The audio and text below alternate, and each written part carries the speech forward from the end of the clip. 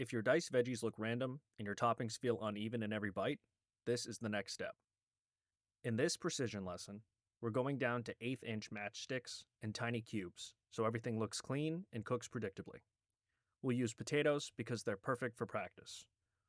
In a separate video, we'll switch to production cuts, where we trade a bit of precision for speed so you can get weeknight dinners done faster.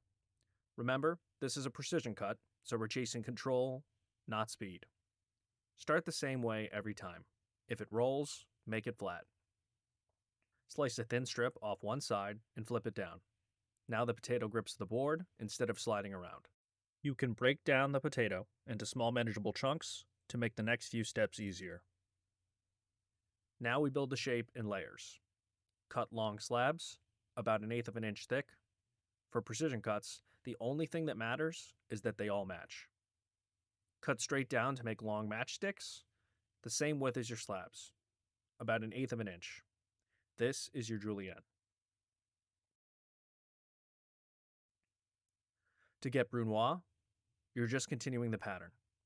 Line up your matchsticks, then slice across with that same 1/8 inch spacing. You're training your eye to see equal gaps and your hand hit those gaps over and over.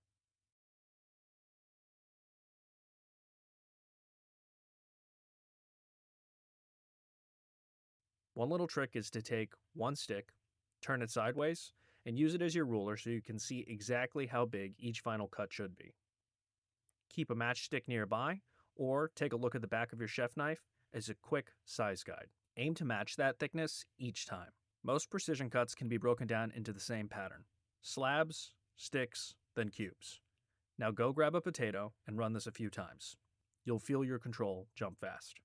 If you want to skip 10 years of trial and error and get a simple guide with clear explanations, easy practice drills, and quick reference size charts, grab the Home Cook's Knife Confidence Guide. The best part is, it's free. Just drop your email so I know where to send it. The link is right below this video. When you click, you'll see a simple form. Fill it out, hit submit, and I'll email the guide to you in the next few minutes.